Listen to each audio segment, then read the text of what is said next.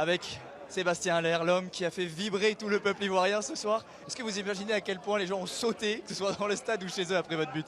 Non, ouais, on peut qu'imaginer un petit peu, même si on ne se rend pas vraiment compte de l'ampleur que ce match a pu avoir. En tout cas, aujourd'hui, on est fiers. On est fiers d'avoir rendu tout ce monde-là heureux. On est fiers d'avoir rendu une très belle copie aujourd'hui. Donc ouais, même si on veut être un peu tatillon, on aurait pu se mettre à l'abri bien plus tôt.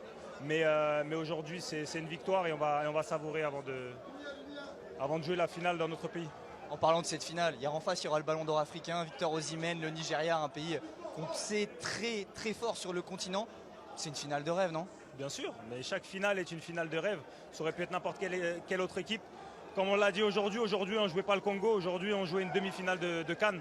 Ça suffit pour la motivation, ça suffit pour savoir à quel point c'est important. Donc aujourd'hui c'est le Nigeria, on sait tous que c'est une très très belle équipe. Elle nous a battus en phase de groupe, donc à nous de prendre notre revanche. Comment vous expliquez que cette équipe de Côte d'Ivoire, elle arrive enfin à tirer la quintessence de son niveau en demi-finale maintenant? Vous savez, on n'a pas toujours énormément de temps pour préparer une équipe. Ça passe par énormément de choses, que ce soit de la tactique, que ce soit des discussions, que ce soit des fois des blessés, que ce soit énormément de choses. Donc on essaye, on est toujours en train de progresser et de s'améliorer. Donc aujourd'hui, on a eu peut-être besoin de certains résultats et de certaines performances pour se rendre compte de certaines choses et d'améliorer notre jeu. Quand on vous souhaite bonne chance pour cette superbe finale. Merci. Avec le coach Emer Faé, coach heureux on l'imagine, vous l'aviez dit hier en conf de presse, vous n'avez pas pu gagner cette CAN en tant que joueur, en tant que coach c'est devenu une obsession. Quelle est votre émotion après un tel match? J'ai pas les mots, franchement, j'ai encore du mal à réaliser, je pense que je vais aller m'asseoir, me poser un peu, digérer, mais vraiment non, c'est incroyable, c'est une joie immense. Les joueurs ils sont extraordinaires là depuis qu'on a été repêchés. Ils font des trucs extraordinaires. Ils ont encore fait un super match contre une très très bonne équipe congolaise.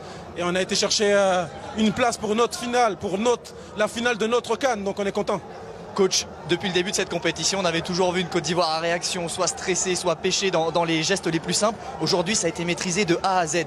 C'est le meilleur moment pour tirer la quintessence de son équipe. C'est parfait pour vous, non? Ouais, non, mais c'est bien. C'est vrai que les deux dernières qualifications, là, en 8e et en quart, ça nous a laissé quand même un petit goût amer parce qu'à chaque fois on était en réaction, à chaque fois il fallait lutter, il fallait cravacher pour revenir, pour arracher des égalisations en fin de match.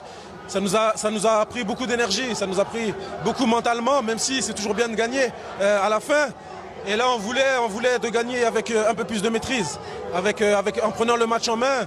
C'est ce qu'on a bien fait sur le premier quart d'heure. Après on a eu une période un peu plus compliquée, je pense que physiquement on a eu notre période creuse. Après on a repris le fil et puis en deuxième mi-temps on a marqué assez vite, ce qui nous a permis de gérer aussi derrière.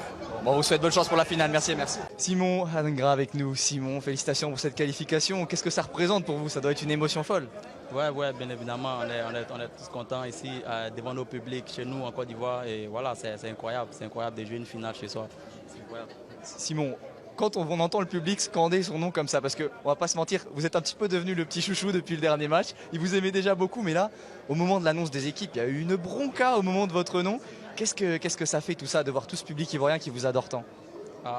Ouais, ça fait plaisir de voir le public qui chante ton nom. Ça démotive encore plus de pouvoir donner encore le meilleur de toi.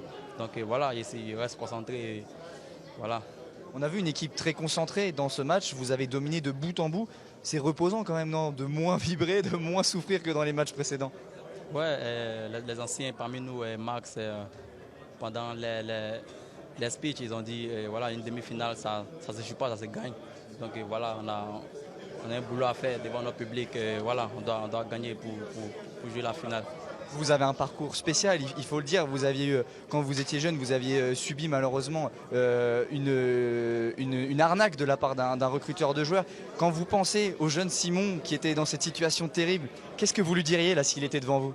Je lui dirais, je suis très fier de toi, Simon. Malgré les difficultés, voilà, tu as réussi à atteindre tes objectifs parce que jouer la CAN avec les éléphants, c'était l'un de mes plus grands défis.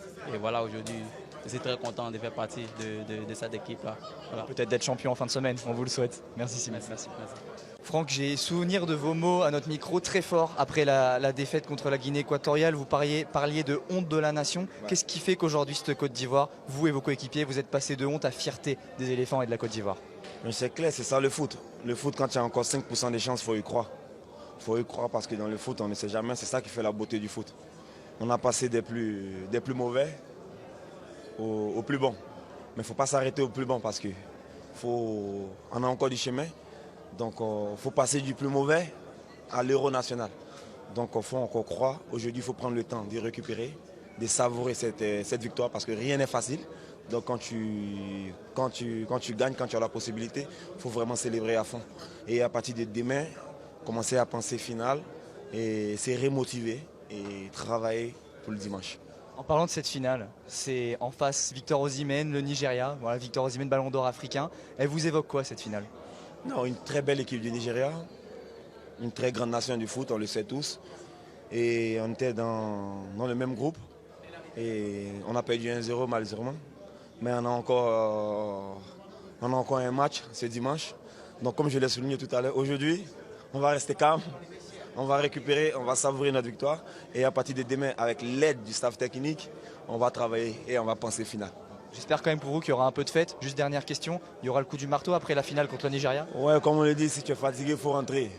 La Côte d'Ivoire est encore là. Merci. Merci Franck, merci beaucoup. Félicitations. Avec Sébastien de Sabre, merci d'être à notre micro. Sébastien, quelle est votre analyse de cette rencontre? Qu'est-ce qu'il a manqué pour bousculer davantage la Côte d'Ivoire? Au final, il a manqué de valider le temps fort qu'on a eu sur les 30 premières minutes du match, puisqu'on est bien rentré dans la rencontre, on était bien en place. On a eu quelques occasions, dont un but refusé.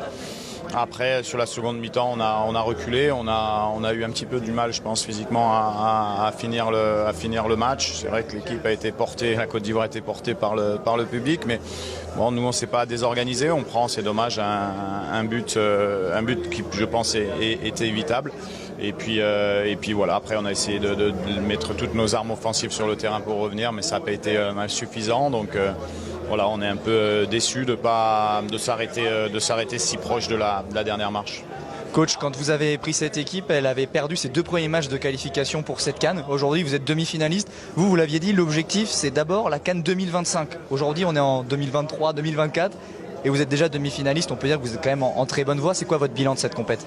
Non, le bilan, on le tirera dans quelques jours. Il nous reste encore un match où il faut se reconcentrer. Il y a une médaille à aller chercher. Donc on va essayer d'aller faire le maximum pour terminer 3e de la compétition. Après, ce sera le temps des bilans. Forcément, bien sûr que le bilan sera dans sa globalité positif, parce que non seulement on a montré des belles choses au niveau du football, et puis les résultats ont suivi sur la compétition. Après, il va falloir un petit peu de temps ce soir quand même pour digérer cette demi-finale, parce que je pense qu'on aurait pu quand même faire un exploit supplémentaire. Félicitations pour votre parcours en tout cas, merci coach. Avec Chancel Mbemba qui s'est battu, une équipe congolaise qui n'a pas démérité dans cette demi-finale. Qu'est-ce qui selon vous a manqué à votre équipe pour gagner ce match? Non, on savait que ça va être très difficile, mais nous on a poussé au début jusqu'à la fin. C'est la réalité du foot. Le plus important, on reste tête haute. Ça reste encore dernier match. Tout est possible. On va rentrer à l'hôtel bien reposé après pour concentrer le prochain match. Chancel, il y a cette image très forte de vos coéquipiers et de vous-même lors des hymnes avec la main sur la bouche et les doigts sur la tempe. Est-ce que vous pouvez nous expliquer pourquoi vous avez décidé de faire ce geste aujourd'hui? Je ne sais pas, mais tout le monde ils savent. À Goma. Non, je veux dire, c'est important de transmettre ce message justement pour les gens qui ne savent pas. Est-ce que vous pouvez expliquer un peu ce qui se passe dans votre pays qui est terrible à l'est du pays et pour le moment, et pourquoi c'était important pour vous de le montrer aujourd'hui au monde entier? Ça fait déjà, je ne sais pas, 20 ans. Il y en a des guerres, il y a beaucoup de massacres là-bas. Le plus important, nous on a passé notre message. Nous on a fait notre devoir sur le terrain.